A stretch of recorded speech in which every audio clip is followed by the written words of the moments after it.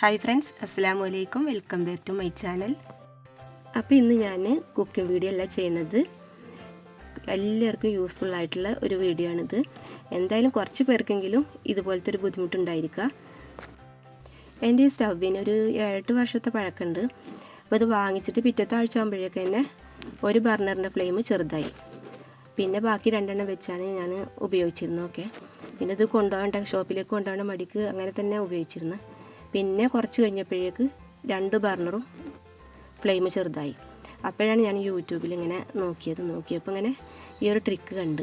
അപ്പോൾ ഞാൻ ചെയ്ത് നോക്കിയപ്പോൾ എനിക്കത് സക്സസ് ആയും ചെയ്ത്. അപ്പോൾ ഞാൻ കരുതി നിങ്ങളെ കൂടെ ഒന്ന് ഷെയർ ചെയ്യാമെന്ന്.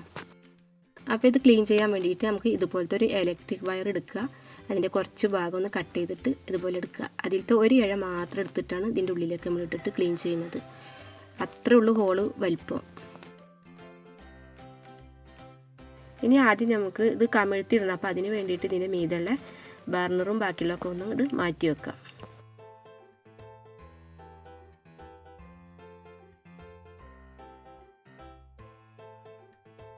കമിഴ്ത്തിയിട്ടാലിപ്പോൾ ഏത് ബർണറാണ് നമുക്ക് കേടുള്ളത് അതിൻ്റെ നേരെ പൈപ്പ് പോയിട്ടുണ്ടാവും.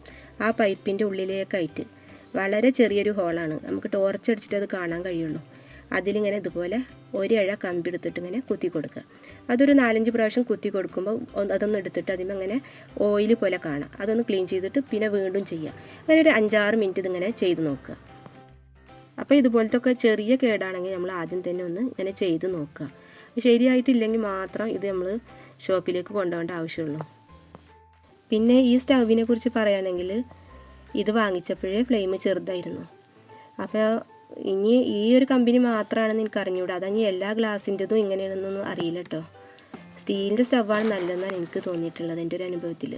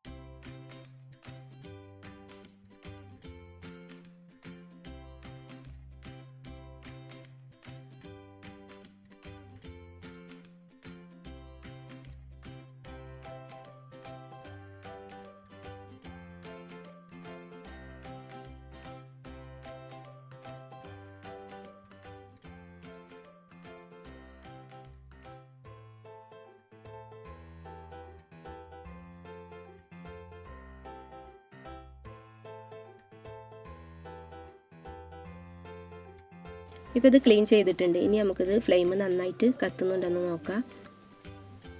ഇപ്പോൾ ഇതാ നന്നായിട്ട് കത്തുന്നുണ്ട്. പിന്നെ ഞാൻ ആദ്യം തന്നെ പറഞ്ഞില്ലേ, ഈ സ്റ്റൗവ് പൊതുവേ അധികം ഫ്ലെയിമായിട്ട് കത്തുന്നില്ല. അപ്പോൾ ഇത്ര തന്നെ ആദ്യം ഉണ്ടായിരുന്നുള്ളൂ. അപ്പോൾ ഇത് അറിയാത്തവർ ഒരുപാട് പേരുണ്ടാവും.